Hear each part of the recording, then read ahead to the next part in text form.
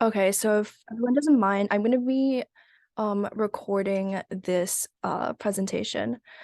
Okay. So, a little about me. So I graduated from Rutgers Prep and yeah, so which is a private school located in New Jersey. And there, in high school, I've had made a lot of really great memories. So, a huge thank you to all of my teachers and friends, from Rutgers Prep.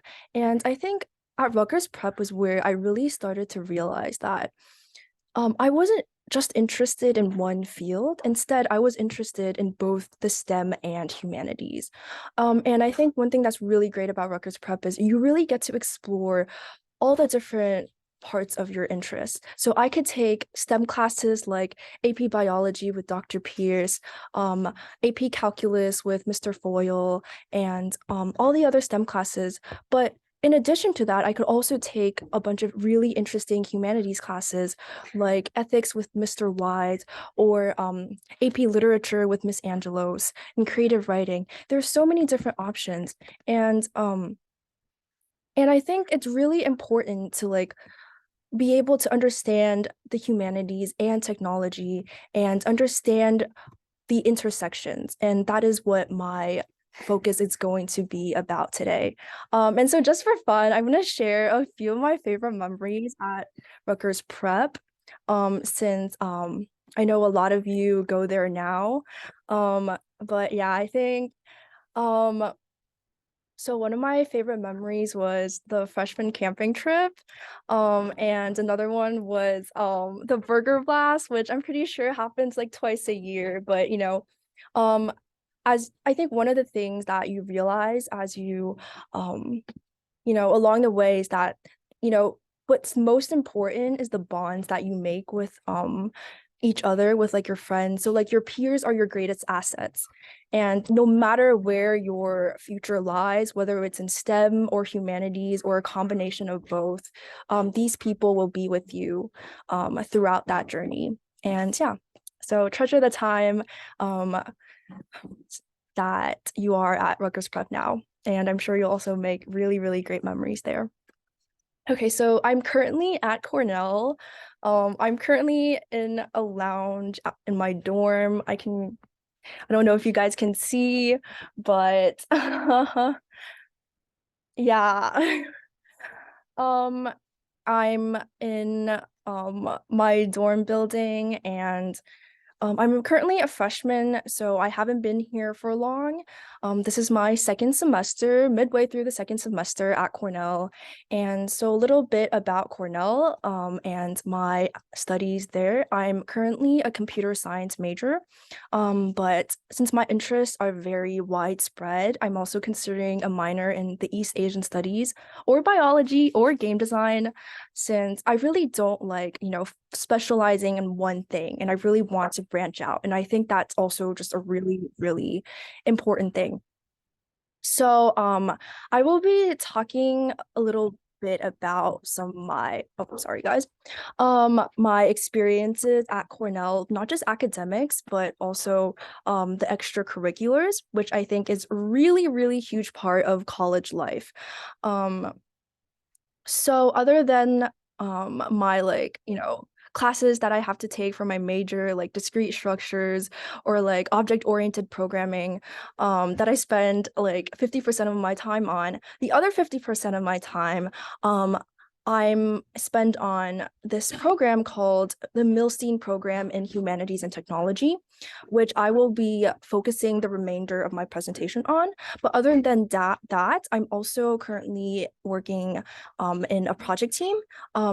Particularly, it's called Engineering and World Health Project Team.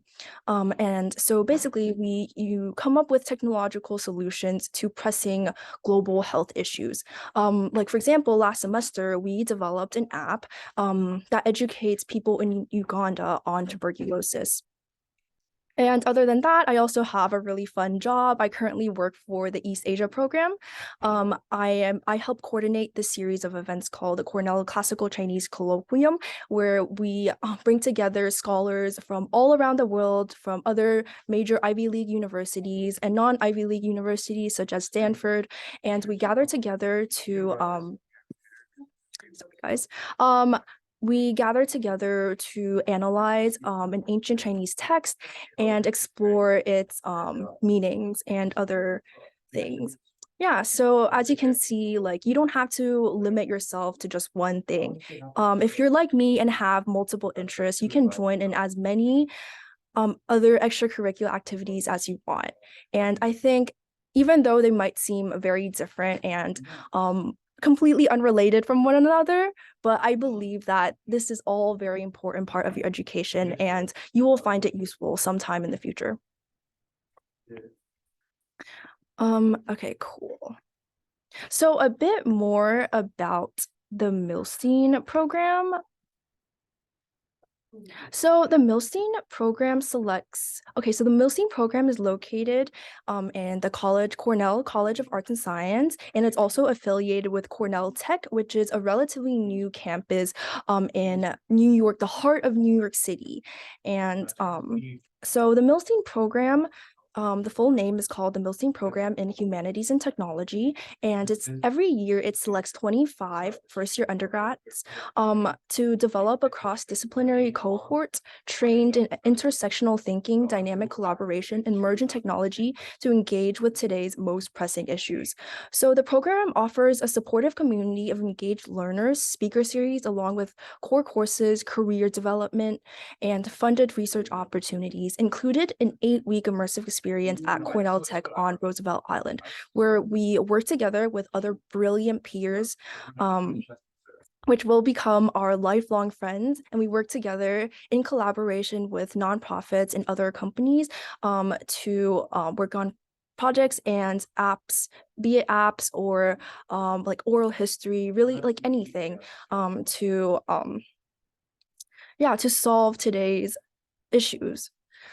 So we are, in other words, we are the ands in arts and science. So if any of you juniors or seniors out there, or even sophomores or freshmen, and you're considering applying to Cornell, or you know that you are interested, that your interests are very widespread, I encourage you to consider the Milstein program since it's a really great opportunity and you will meet really great people there. And yeah. So for the remainder of my presentation, I'm going to be sharing with you one of the projects I'm working on for the Milstein program this semester.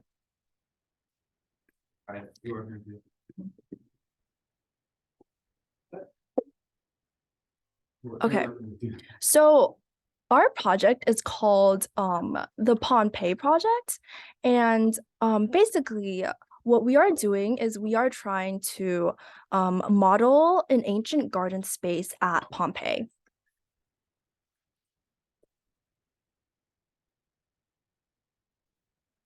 Okay, so the purpose of this project is to gain insight on the multi-sensory experience of Roman gardens and its influence on the social and religious activities of the ancient Roman people. And the way we try to do this is to create a model of the house, both the house, domestic house and the garden prior to the destruction by Mount Vesuvius. And what we want is we want to be able to accurately reflect the experience within the Roman household. So both their like how they live and how they spend their leisure time. And so particularly me and my team, my friends, we are focusing on recreating plants using 2D and 3D modeling methods. And so you might ask like, no, this seems so like, what is the relevance? Like, why is this important? Why should I care? And the reason why this is important is because that we are using technology to preserve history, to preserve and learn more about history. And yeah, and more specifically, ancient Roman history and horticulture, and collect evidence of spatial experience of the Roman household. And also, I want to mention that even though this is a very specific project that I will be focusing on, the method that I will share with you guys can be applied to a wide variety of fields. And yeah, I hope you find it enjoying.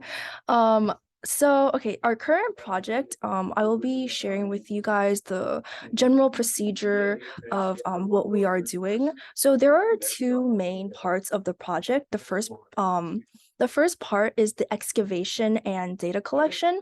So we have a team currently in Italy, who are literally at Pompeii right now, at the archaeological site, doing all the digging and data extraction. And they send the data across seas all the way to us at Cornell, where we analyze that data and extract useful information, and to use it to make the 3D model.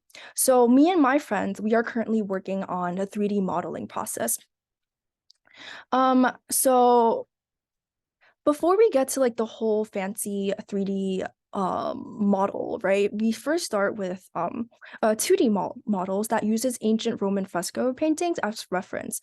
And yeah, and eventually we want to be able to turn these 2D models into a 3D model that we can place in our entire model of the entire house.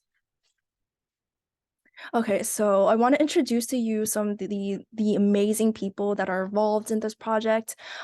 So one of them who we are working really closely with is Professor Catherine Gleason, co-director of the Casa della Regina Carolina project, which is our project, and professor of landscape architecture. And so we are working closely with her to model the gardens, and she's an expert on plants and gardens and all of that.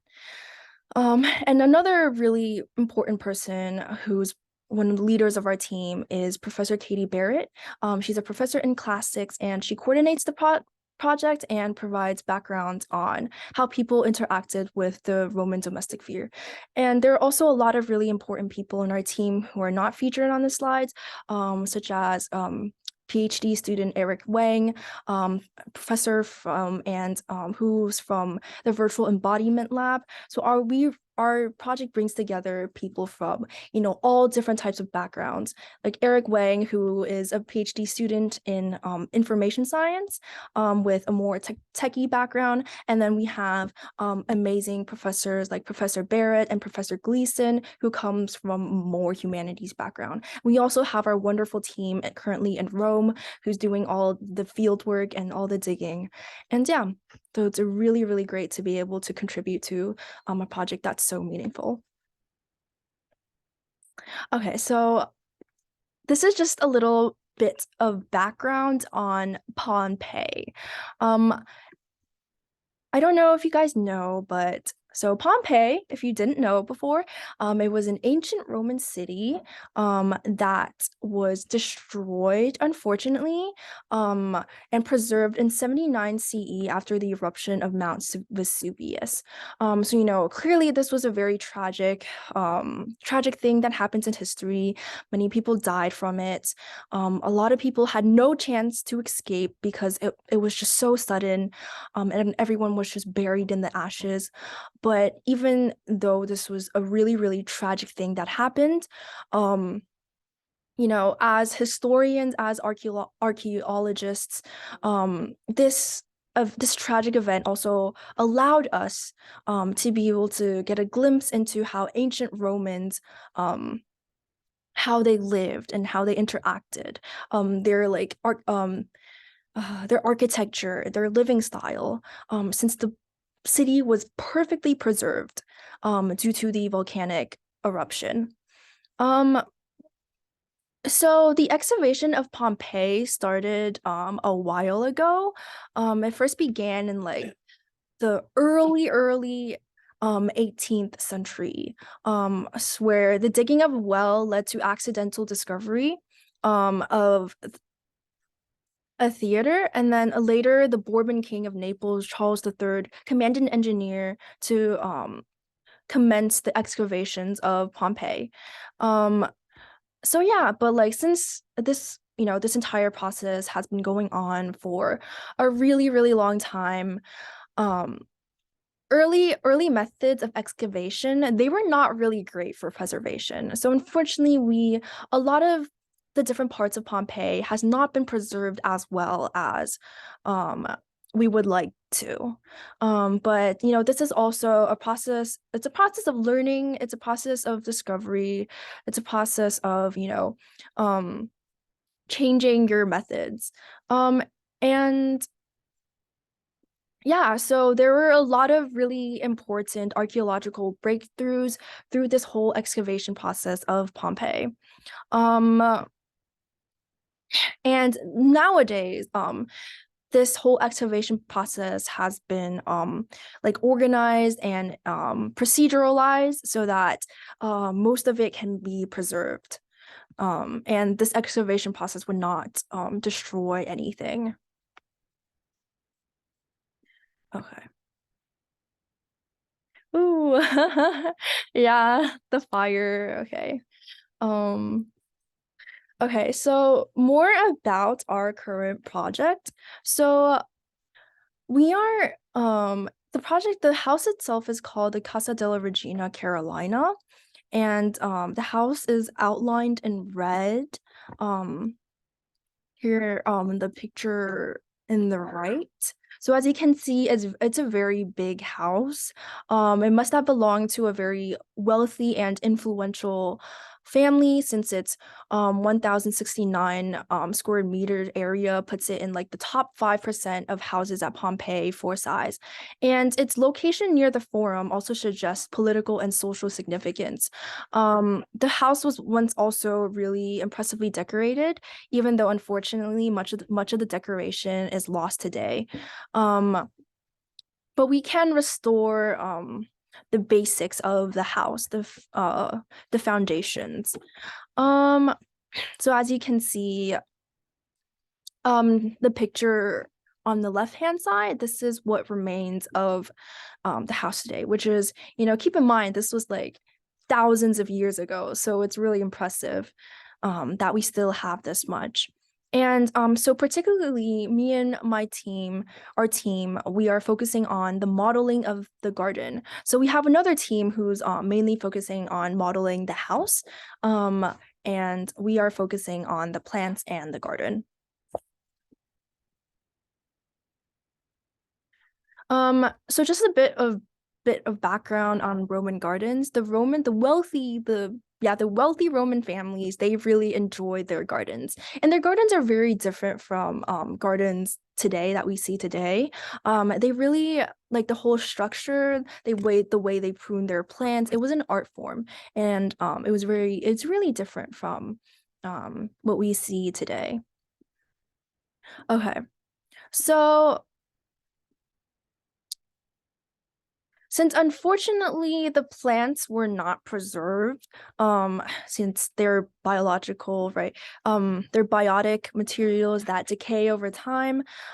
So we cannot use anything as reference. Like we don't have any of its remains. But what we can use are fresco paintings. So we use fresco paintings found from the garden room of the Empress Livia in her palace Prima Porta, which is located in northern Rome. And so the fresco paintings, they're completely like they're huge, they cover the entire wall, and it's supposed to simulate an actual garden. Um and it's scaled to like eye level, and everything is supposed to simulate that. So we use this as evidence for our current plans. So the first step of modeling is to construct a 2D model using these fresco paintings as evidence. Okay, so I'll be sharing a little bit about the 2D plant modeling process. So first, okay, here we have like the original painting, right? So we do not want like excuse me, we do not want the background or anything. We only want the plant. So we first trim and refine the plant, cut out the plant with Photoshop. So we only have the leaves and everything that we want. And then afterwards, we create a 3D model of it using Rhino, which is the 3D modeling platform. And then afterwards, um, after we have like the wireframe, create the wireframe, then we will apply texture using the references and position in the garden. So another thing that's really interesting is that the position of the plants in the garden were actually very it was very strategic. The Romans had a very specific way of placing them so that it was very symmetric, and the order actually had a lot of significance. It had to do with the meaning of the plants, and yeah. So the order of the plants and their position will actually allow us to learn a lot more about the Roman culture. Okay, so this is basically a method that we use to cut the plants, since when we apply the textures and the branches to like an um entire model, since there are a lot of branches and a lot of leaves, doing it by hand would be really, really tedious. So instead we would use an algorithm, basically a for loop, and to loop through the entire thing and apply the leaves. Okay, so these are some of the plants that we've cut out and trimmed. So as you can see, there's a very large collection of plants, lots of different species, such as some common ones are like the rose, oaks, lemon trees, lilies, and laurels were also really, really common. And as you can see, the plants, they don't really look like plants we see today in our gardens. And the reason why is because Romans, they pruned their plants in a very specific way. Um, and the pruning, it was an art form. So it was really artificial. And we know how they were pruned, not only from the fresco paintings, but also because from the excavation. So the plants actually, even though like the biological matter, it decays, it leaves like a space, like an opening. And we can roughly estimate how tall the plants were and what their shape was. Yeah. And so individual plants are one thing, but also something else that's also really important is the garden design, like I said, the arrangement of the plants. So one thing that we learned from this whole modeling process is that the Romans, they really like to organize their gardens in like vertical straight lines, as you can see in the picture. So, and they would, imagine this is like a typical afternoon day. The weather is really nice outside. Um, the Roman family would be strolling in the garden and they'd be walking in like vertical straight lines, and the plants, they would be at eye level. And so they would walk from one end to the other end and then they walk back. And that's basically their afternoon stroll in the garden. And we also helped. Another part of this process was that since we wanted to know more about the Roman people, right? So me and my friends and our team, we also filmed videos where we dressed up as Roman people, and we tried to recreate those like afternoon strolls and model their actions. And this was then our videos were then turned into digital avatars that we would be able to place into the 3D model of the house. So this is basically our current model. As you can see, the garden is very empty. The house is there, but the garden is very empty.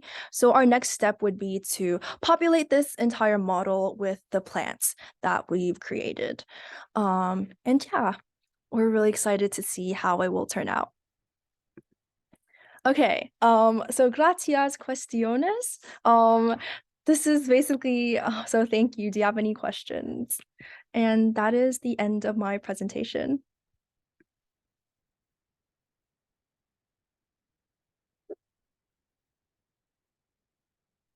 If you have any questions, feel free to unmute yourself. Or Thank you you so much. thank you.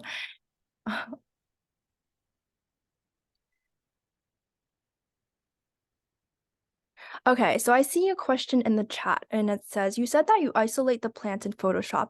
What does the process for that look like?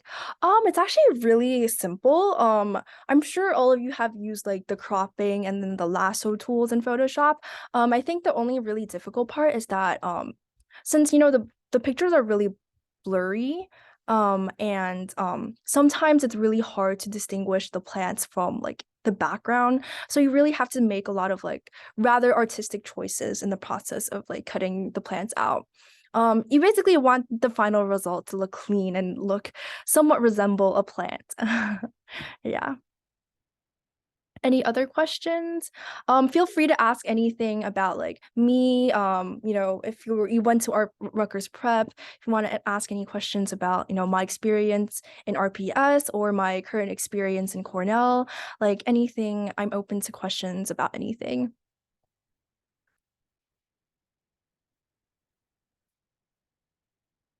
I only have a question about the plant. When you Mhm. like crop all the plants out, have you thought about like making it move a little bit? Because You mean like making the plants move? yeah, Um, well, we haven't really thought about that since like I guess like one of the hardest challenges that we face is like um the sheer amount of like storage that we would need to create like a model of this size. Because it actually requires like modeling like the plants, they actually take up a lot of space.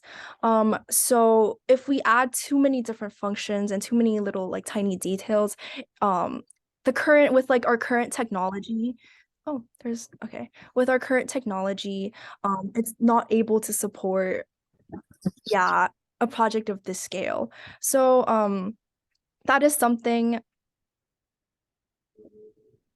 Show the process for Photoshop. Um I Let me see if I can. Right now, I don't think I have it on this laptop, unfortunately, but I would love to. If I did have it on my current device, I would love to show it, but unfortunately, I use a different device for it. Okay, great. Are there any other questions?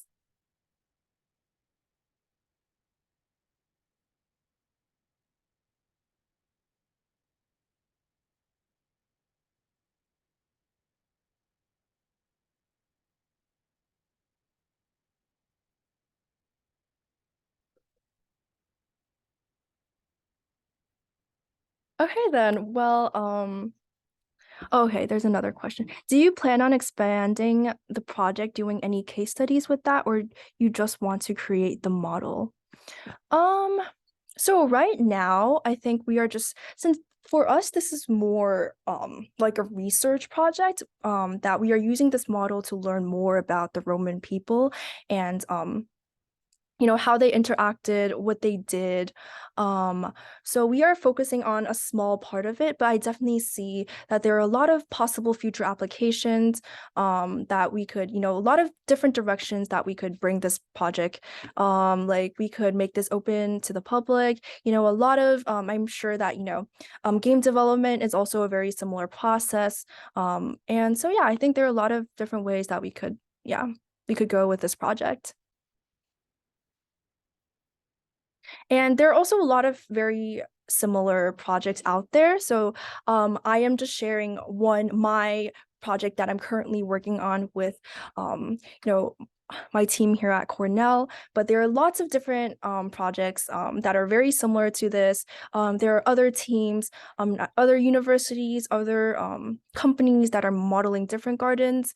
And my professor that I'm working with, she has also contributed to a project modeling one of the biggest houses in Pompeii.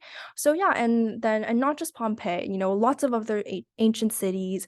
I know there are similar virtual reality projects that are taking place like in China, for example, like modeling the Forbidden City. They made it into a whole immersive experience that's open to like tourists, and which is really, really, really great. And yeah, there's literally so many things that you can do with like VR and like virtual reality and like 3D modeling. And I think that's what's just really, really great about like the intersection of humanities and technology.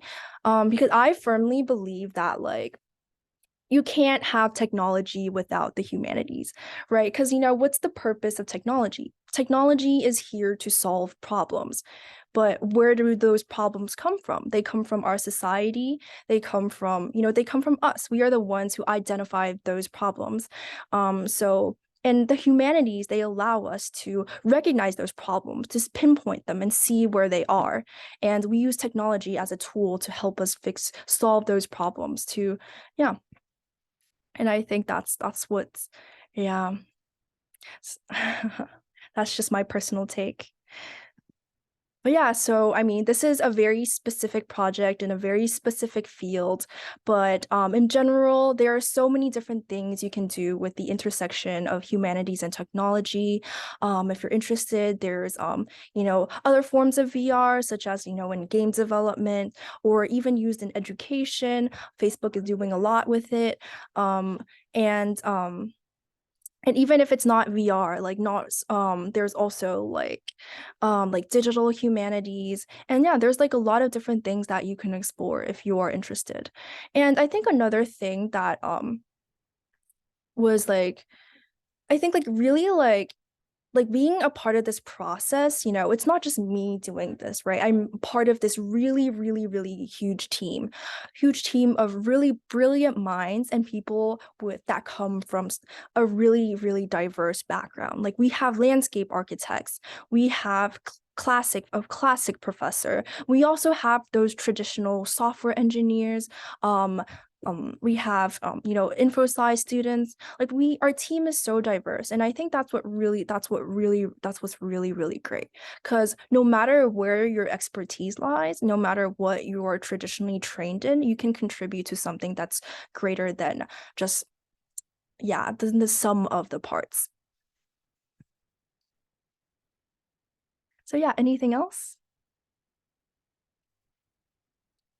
um If not, then thank you for having me. It was so fun to be here and to see so many familiar faces. And yeah, best of luck to everyone. Um, yeah, and if you're high school, best of luck. If you're in Rutgers Prep, best of luck to you. I hope you really treasure all those amazing teacher and your amazing peers. And oh yeah, and good luck. And yeah, it's great seeing you guys again. Thank you, Tianran, for the amazing presentation. It was amazing. And thanks to everyone who asked a few questions as well. So just wanted to put out a few more announcements for tomorrow's session. Tomorrow we're going to have same like today, a 30-minute guest speaker. Tomorrow is going to be uh, Shushan Lee from graduate student at Columbia University, and alongside after that 30-minute or 40-minute session or so of question and answers and Q&A, we're going to go into the final demo. um, I found out a way to continue teaching everyone um, with deepfake technology. So I found out a way to, I guess, surpass the Google Colab. We can do it locally this time. So we'll be doing the thin flight model slash bit of deepfake technology tomorrow, um, after the guest speaker. Other than that, for today, we'll be ending our session a bit early. But um, yeah, any other questions or comments?